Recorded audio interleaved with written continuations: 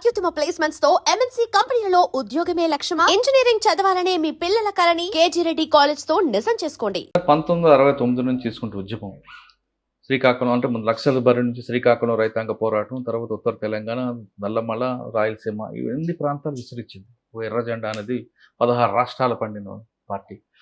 అప్పుడు ప్రజలకు ఎదుర్కొన్న సమస్యలు మీరు గుర్తించేవారు, ప్రజలు కూడా మిమ్మల్ని గౌరవించేవారు. ఆ సతి నుండి ఈ సతికి రావడానికి కారణం మీరు అబుజ్మడ్ ఏరియాలోని పూర్తిగా ఫిక్స్ అయిపోవడం. ఇదే ప్రపంచం అనుకుని మీరు ఉండిపోవడం వల్లే మిగతా చుట్టుపక్కల మైదాన ప్రాంత ప్రజలందరూ మీకు దూరం అయ్యారు. ప్లస్ ఇక్కడ జరుగుతున్న సమస్యలను పక్కన పెట్టి కేవలం ఆదివాసీలే మీకు ప్రాణం అంటూ ఉండబట్టి ఈ పరిస్థితి వచ్చిందన్నది. అవన్నీ పైకి కనపడుతున్నటువంటి విషయాలండి. కానీ వాస్తవంగా అంతరంగికంగా జరుగుతున్నటువంటి పరిణామాలు, విషయాలు, చర్చలు వేరండి. ఎందుకంటే మీకొక ఉదాహరణ చెప్తానండి. తెలంగాణ నుంచి బలగాలను ఎప్పుడు రిక్రూట్ చేసుకున్నాం మేము? వెనక్కి ఎప్పుడు పిలుచుకున్నాం డీకేకు? డీకే అన్నాడు ఒక రేర్ ఏరియాగా ఉంది కాబట్టి మేము తెలంగాణ నుంచి బలగాలను ఎప్పుడు వెనక్కి తీసుకున్నాం? 2003లో. మాధవ్ అమరత్వంతో 2005లో ఆంధ్రప్రదేశ్ అంతా మొత్తం దెబ్బతినిపోయింది. ఆ తర్వాత వస్తే ఉత్తర ఛత్తీస్గఢ్లో 2005 నాటికే దెబ్బతినిపోయింది. బెంగాల్లో కిషన్జీ అమరత్వంతో 2011లో దెబ్బతినిపోయింది. ఎంఎంసీలో స్టాగ్నేషన్కు 99, 2000 నాటికే స్టాగ్నేషన్కి వచ్చేసింది. కాబట్టి ఒక్కొక్క ప్రాంతాన్ని విడిగా విశ్లేషించుకుంటే పరిస్థితి ఏంటి అనేటువంటిది అర్థమవుతుంది. అంతే అంటే కేవలం దండకారణం కాకుండా చుట్టుపక్కల ప్రాంతాలు ఏం జరుగుతుందో కూడా విశ్లేషించుకుంటున్నారు. సీసీ అదే చేస్తుంది కదండి. సీసీ పని మొత్తం దేశవ్యాప్తంగా ఉన్నటువంటి పరిస్థితి ఏంటి, దేశవ్యాప్తంగా మన ఉద్యమం ఏ స్థితిలో ఉంది, ఏ రకంగా ఉన్నటువంటి విషయాన్ని విశ్లేషిస్తుంది సీసీ. మరి అంతకు అనుగుణంగా ఎందుకు మార్పులు చేయలేకపోయింది? ఎందుకు కింద వరకు క్యాడర్ని డెవలప్ చేయలేకపోయింది?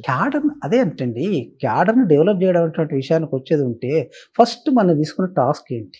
బలాబలాలను విశ్లేషించుకోవడం, దానిపై ఆధారపడి ఉంటుంది. కాబట్టి మేము అనుసరించిన పద్ధతులు నేను ప్రధానంగా చెప్తుంది 2000 తర్వాత నుంచి పిఎల్జీ ఏర్పడిన తర్వాత నుంచి మేము సైనిక కర్తవ్యాలపైన ప్రధానంగా ఫోకస్ చేసినాం. సైనిక కర్తవ్యాలపైన మేము ప్రధానంగా కేంద్రీకరించినాం. అది మేము చేసిన తప్పిదామని చెప్పి నేను చెప్తున్నా కదండి. అంటే ఒకప్పుడు పార్టీ ఐడియాలజీ దగ్గర ముందుకు వెళ్ళిన పార్టీ, చాలామంది చదువుకున్న వారు వచ్చిన పార్టీ క్రమేపీ తగ్గిపోవడం ఒకటి. 2 మావోయిస్టు పార్టీ, నక్సల్స్ పార్టీ అంటే కేవలం తుపాకీతో ఫైట్ చేయడం వరకే పరిమితం అయిందన్నది, దాడులు, రెద్దాడి దీనికే అవుతుంది తప్ప మిగతా దాన్ని ముందుకు వెళ్ళలేదనేది బయట అనుకుంటారు. బయట అంటున్నారని కాదండి, చాలామంది నిజంగా జస్ట్ నాకు ఆ సందర్భం గుర్తులేదు కానీ హరగోపాల్ గారు కూడా 2018, 19లో ఒక వేదికపై మాట్లాడండి. గతంలో చాలా సమస్యలు తీసుకునేది వీళ్ళు, ఇప్పుడు కేవలం మిలిటరీ పైన ఏదో అంబేద్కర్ గారే ముందు ఏదో మాట్లాడిన సందర్భంలో చెబుతూ ఆయన అన్నారండి. ఇంకా కొన్ని వ్యాసాలలో టంకశాల అశోక్ గారు మిగతా వాళ్ళు కూడా రాస్తున్నటువంటి సందర్భాలు ఉన్నాయి. చాలామంది మమ్మల్ని మీరు గాడి తప్పుతున్నారని చెప్పి విప్లవ క్యాంపును, విప్లవ శిబిరాన్ని వాళ్ళకు తోచిన సలహాలు, తర్వాత అభిప్రాయాలు వాళ్ళు వ్యక్తం చేస్తున్నటువంటి సందర్భాలను మేము అపహాస్యం చేస్తూ వచ్చాం తప్ప వాటి నుంచి నేర్చుకునే ప్రయత్నం చేయలేదండి. మీరు అంటున్నది కరెక్ట్. ఇప్పుడు నేను 22 పేజీల డాక్యుమెంట్లో అదే రాశానండి. మాకు సాయుధ క్యాడర్ తప్ప పార్టీ లేదు ప్రజల్లో. రహస్య పార్టీ ఏదైతే ఉండాలో అది లేదండి. అది నేను చేసిన మిస్టేక్. సార్, చాలా మంది జనజీవన స్రవంతిలోకి వచ్చామంటుంటారు. చాలా అంటే మీరు అన్నారే లేదు కానీ కొంతమంది అంటుంటారు. మరి అడవిలో ఉన్న ఆదివాసుల జనం కదా? ఆ రకంగా ఎందుకంటే ఇప్పుడు మనం ఏ రకంగా వ్యాఖ్యానించుకుంటాం అనేది ఉందండి. ఎందుకంటే ఒక పరిమితమైనటువంటి ప్రజలకే కేవలం ఆదివాసులు భారతదేశ జనాభాలో 8.4% ఉన్నారు. అందులో మేము ఈ ఆదివాసుల్లో అంటే కూడా కేవలం మళ్ళీ రోడ్ సైడ్ గ్రామాలలో లేము, పట్టణాలలో లేము, అడవులకు మూల ప్రాంతాలకే మేము పరిమితం ఉన్నాం. కాబట్టి చాలా చిన్న ప్రాంతాల్లో ఉన్నటువంటి ప్రజలకే మేము పరిమితం ఉన్నాం. కాబట్టి విశాల ప్రజల్లోకి వెళ్దాం, అనేక సెక్షన్ల మధ్యలోకి వెళ్దాం. మనం స్వయంకృత అపరాధాలతోటి మనం ఇక్కడికి పరిమితమైనాం. కాబట్టి వీటి నుంచి బయటపడడానికి మనం విశాల ప్రజల్లోకి వెళ్ళడానికి కొత్త మార్గాలను అన్వేషిస్తామని చెప్పేదే మేము చెప్తున్నటువంటి. వాళ్ళు ప్రజలు కాదు, వీళ్ళే ప్రజలు, ఆ రకమైన డిమార్కేషన్ అది సరిది కాదు. సార్, మీరు వచ్చిన తర్వాత వరుసగా పార్టీకి నష్టాలు జరుగుతూనే ఉన్నాయి. అంటే మీ ద్వారా కాకపోయినా ఏదో రకంగా గవర్నమెంట్ చూస్తుంది. ఆపరేషన్ కగార్ అనేది కూడా మార్చ్ 31లో చేస్తుంది. దీని తర్వాత పార్టీ ఉంటుందంటారా? ఎందుకంటే పార్టీ ఉంటుందా ఉండదా అనేటువంటిది, ఎందుకంటే మేము ముఖ్యంగా సాయుధ కేడర్లు ఎవరైతే ఉన్నారో సాయుధ కేడర్లు క్రమంగా మేము చేస్తున్నటువంటి తప్పులతోటి, మేము మా అంచనాలు, మా విశ్లేషణలు, మేము తీసుకుంటున్న ఎత్తుగడలతోటి దెబ్బతింటూ వస్తున్నాం. ఆ క్రమంలో కగార్ స్టార్ట్ అయింది. కగార్ అనేటువంటిది కూడా అది అధికారికంగా వచ్చిన పేరులాగా నాకైతే ఎక్కడ చదివింది లేదు. అది హ్మ్, మొదటిసారి మీడియా నుంచే మేము విన్నటువంటిది. ఆ పేరు గూడా 2024 జనవరిలో తెలుగు మీడియానే మళ్ళీ అది గూడా. అక్కడి నుంచే వచ్చింది మేము జూసింది. కాబట్టి సరే పేరు ఏదైనప్పటికి గూడా పెద్ద ఎత్తున దాడి జరుగుతుంది. దీంట్లో మేము చాలా నష్టాలు పోతున్నాం. నేను రాకముందు నష్టపోయినాం. మేము వచ్చిన తర్వాత నష్టపోతున్నాం. మీరొచ్చాక మరీ ఎక్కువైన జరిగినట్టుంది. అంటే నేను రాకముందే బసవరాజు గారు అమరులయ్యారు. కాబట్టి ఆ తర్వాత కూడా జరుగుతున్నాయి. ఇప్పటికీ నేను ఇప్పుడు వచ్చే ముందు కూడా ఒక వీడియో చూసొచ్చాను. దాంట్లో పౌర హక్కుల నాయకులు ఎవరో వారు దీని మీద విశ్లేషిస్తూ మాట్లాడుతున్నారు. కాబట్టి అది కొనసాగుతుందండి. అందుకోసం ఏందంటే పార్టీ లేకుండా సైన్యం నిలబడడం గానీ, సైన్యం ఉండడం గానీ సాధ్యం కాదండి. కానీ పార్టీలో మిలిటరీకి సంబంధించిన వరకు హిడ్మా ఎన్కౌంటర్, తర్వాత బసరా ఇంకొక వ్యక్తి ఉంటారు. ఆయన కూడా లొంగిపోవడం, అరెస్ట్ అవ్వడం. ఇవన్నీ కూడా పార్టీకి, మిలిటరీకి దెబ్బ కొడతదా? కొట్టదా? ఎందుకంటే ముందే చాలా దెబ్బతినిపోయినాం గదండీ. ఎందుకంటే పార్టీలో జనరల్ సెక్రటరీ అమరుడు కావడం అనేది చాలా పెద్ద తీవ్రమైనటువంటి ఎవరైనా నష్టం. ఊహించారంటే అవుతదా అలాగని? నేనైతే ఊహించిందండి. ఆయనతోటి అన్నాను నేను. నేను నవంబర్ 18 నాడు కలిసినప్పుడు ఆయనతో మమ్మల్ని అందరిని నువ్వు మనం అనుకున్న విధంగా వెళ్ళాలి, వెళ్ళాలని చెప్పి అంటున్నావు దాదా! మరి నువ్వెక్కడుంటావు? నీకిక్కడ అసలు గ్యారంటీ ఏముంది? ఇక్కడ ఉండలేం గదా! మమ్మల్ని అందరిని నన్ను ఒరిస్సా పొమ్మంటున్నావు, దేవుజీని దక్షిణ బస్తర్ పొమ్మంటున్నావు, రాజధాని కోజధాని బయటికెళ్ళి బతకాలని చెప్పి అంటున్నావు. ఇటువంటి పరిస్థితుల్లో అసలు నువ్వెక్కడుంటావు? నువ్వు ఉండలేవు గదా! అంటే ఇగ ఉండాలి గదా! ఎవరో మనం నేను చాలా చిన్న టీమ్‌తోటి ఒక 9 మందితోటి ఇదే ప్రాంతంలో సమన్వయంలో ఉంటా అని చెప్పి చెప్పాడండి. ఇది ఏ ఒక్క నష్టం కూడా అనూహ్యమైంది కాదు. 2024 కగారు స్టార్ట్ అయిన తర్వాతనే మా సర్క్యులర్‌లు మీరు చూడండి. ప్రతి దాంట్లో మేము నిలబడలేము, ఉండలేము అంటే అనేటువంటి కొంతమంది మీలాంటి వాళ్ళు ప్రభుత్వంతో, రాజ్యంతో పోరాటం కన్నా ప్రజాస్వామ్యబద్ధంగా ప్రజలకు సేవ చేద్దాం మీరు వస్తున్నారు.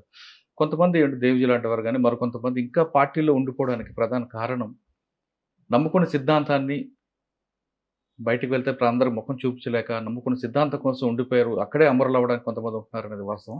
ఇగ చెప్పలేమండి. ఎందుకంటే అందరి మధ్యన చర్చ జరిగింది. ఇప్పుడు నిన్న గాక మొన్న పడకల స్వామి ఆయన ఎన్‌కౌంటర్‌లో ఆ! చనిపోయిన విషయం మీకు తెలుసు. ఆయనతో నేను బయటికొచ్చడానికి ముందు 3 నెలలు ఆయనతోటే గడిపానండి. ఓహ్! నన్ను చాలా అపారంగా ఆయన గౌరవించేవాడు. నాతో చాలా మంచిగా వ్యవహరించేవాడు. నా రక్షణ బాధ్యతలన్నీ ఆయనే తీసుకునేవాడు. అవన్నీ చేశాడు. కాకపోతే రాజకీయాల విషయాలకొచ్చే వరకు చాలా స్పష్టంగా చెప్పేవాడు. దాదా నువ్వు చెప్తున్న తప్పులన్నీ ఉన్నాయి పార్టీలో. నేను ఒక్క తప్పు కూడా వ్యతిరేకించడం లేదు. పడకల సమరన్నారు. ఆ! ఇవన్నీ కరెక్ట్ మీరు చెప్పేవి. కానీ ఆయుధం వదిలిపెట్టడం నేను సిద్ధంగా లేను ఓహ్! అని చెప్పాను. కాబట్టి ఎవరి కానీ అభిప్రాయాలు మీరు వాళ్ళే. ఇంతకాలం పనిచేసిన తర్వాత బయటకొచ్చాక మిమ్మల్ని కూడా చంపాలని కొంతమంది చంపాలని కొంతమంది కాదు ప్రభాకరే. మేము బయటకొస్తున్నప్పుడు మా ఒక టీమ్ వాళ్ళకి తారసపడ్డది. దాంట్లో నుంచి 6 తీసుకెళ్ళిండు బలవంతంగా. కాబట్టి అది అక్కడ ఒకరినొకరు చంపినట్టు. చంపుకోవడం అనేది పార్టీ సిద్ధాంతం. పార్టీకి సిద్ధాంతం అని చెప్పి అనుకున్నప్పుడు వాళ్ళు నేనక్కడున్నప్పుడే ఆయుధాలు వాళ్ళపైన దాడి చేసుకొని, స్వాధీనం చేసుకోవాలనేటువంటి ఒక స్టేట్‌మెంట్ కూడా ఓపెన్‌గానే ఇచ్చిండ్రు. కాబట్టి దాడి చేయడానికి సిద్ధపడ్డరు వాళ్ళు. ఉండాలని చెప్పి అనుకున్నటువంటి వాళ్ళు. అది తప్పా, ఒప్పా అనేటువంటిది బయట వాళ్ళు గూడా నాతో అప్పటికి లింకులు ఉన్నటువంటి వాళ్ళు, మేము దీన్ని చంద్రన్న దృష్టికి తీసుకెళ్తాం. ఇలాంటి స్టేట్‌మెంట్ ఇవ్వడం ఏంటి దుర్మార్గమైందని చెప్పి ఇవాళ నన్ను నిందిస్తున్న వాళ్ళే ఆ రోజు అన్నారండి. సార్ 45 సంవత్సరాల పార్టీలో మీకు బాగా గుర్తుండిపోయిన ఒక సంఘటన చెప్పండి. అంటే మీరు లక్ష్యం నెరవేరాయేమో అని ఒకటి. 2 బయటకొస్తున్నప్పుడు అడవిని వదిలిపెట్టి వస్తున్నప్పుడు మీరు పడ్డ మానసిక క్షోభ. బయటికి వస్తున్నప్పుడు నన్ను ఇంతకాలం ఆదరించి, పార్టీని ఆదరించి, విప్లవోద్యమంలో భాగమైనటువంటి ప్రజల్ని వదిలిపెట్టి రావడం అనేటువంటిది ఒక బాధగానే ఉన్నప్పటికీ, మరో రూపంలో వాళ్ళ దగ్గరికే వెళ్తాననేటువంటి ధైర్యము, విశ్వాసము ఉంది కాబట్టి, మారుతున్న పరిస్థితులకు అనుగుణంగా వాళ్ళ కోసమే పనిచేయాలని చెప్పి అనుకున్నప్పుడు, ప్రజల కోసం పనిచేయాలనేటువంటి లక్ష్యంతో వచ్చాం కాబట్టి, స్థితుల్లో మళ్ళీ వాళ్ళ దగ్గరికి మరో రూపంలో, మరో రకంగా వాళ్ళ దగ్గరికి వెళ్తాననే విశ్వాసంతో మరో వచ్చాను. రూపంలో అంటే మరి మీరు ఒక పార్టీ పెడతారా? లేదా మాజీలందరూ కలిపి ఒక పార్టీ పెడతారా? లేదా ప్రభుత్వంలో పార్టీలతో కలిసి మీరు ప్రజాసంబద్ధంగా ముందుకెళ్తారా? ఇవి రేపు ఏ రకంగా చేస్తామనేటువంటిదో రేపు భవిష్యత్తులో తేల్చుకుంటామండి. కానీ ఎప్పటికైనా గానీ ప్రజల కోసమే పనిచేస్తూ వచ్చాము. కాబట్టి ఇవాళ మేము రాజ్యాంగబద్ధంగా ఇవాళ వాళ్ళకున్నటువంటి హక్కులు, 5th షెడ్యూల్‌లో పేర్కొన్నటువంటి హక్కులు వీటన్నిటి కోసం మళ్ళీ ప్రజల అంటే దగ్గరికి బుల్లెట్ ద్వారా కాదు, బ్యాలెట్ ద్వారా మీరు వస్తారు. బుల్లెటు, బ్యాలెటు అనేటువంటి విషయాలు కాదండి ఇక్కడ. ఎందుకంటే ఆ విషయం గూడా ఎత్తుగడల పరమైనటువంటి విషయం అండి. బ్యాలెట్‌లోకి వెళ్తామా? వెళ్ళమా? అనేటువంటిది. కాబట్టి రేపు అవసరం ఏదుంటే మా పార్టీలో చివరి దశలో మేము దీన్ని యాక్సెప్ట్ చేసాం. అదొక ఎత్తుగడ. అవసరం అనుకుంటే పోతుంది లేదు. పార్టీలో కొంతమంది కాంగ్రెస్ చర్చను కూడా ముందే తీసుకొచ్చిండ్రు. కాబట్టి అది పెద్ద సమస్య కాదండి. కానీ ఏమైనా గానీ ప్రజా అవసరాల కోసం, ప్రజా సమస్యల కోసం మనం అనేక రూపాల్లో పోరాడాల్సి ఉంటుంది. అందులో బ్యాలెట్ ఒకటి అవసరమైద్ది.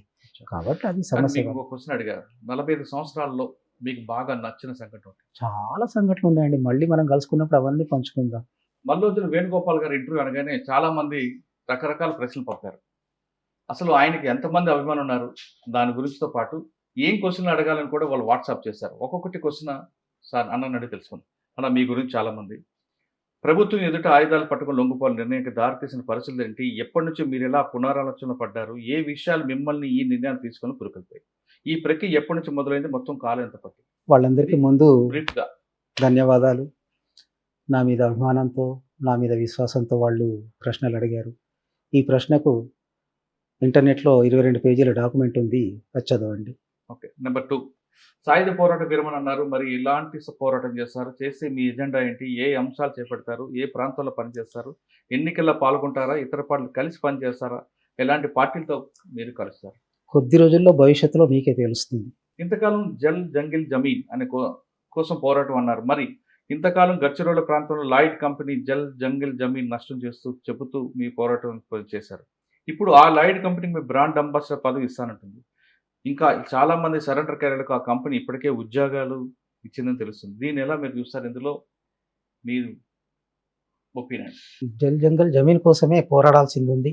ఇప్పటికీ ప్రజలు పోరాడుతున్నారు. ఆ పోరాటాన్ని గత రూపంలో ముందుకు తీసుకెళ్ళలేకపోయాం.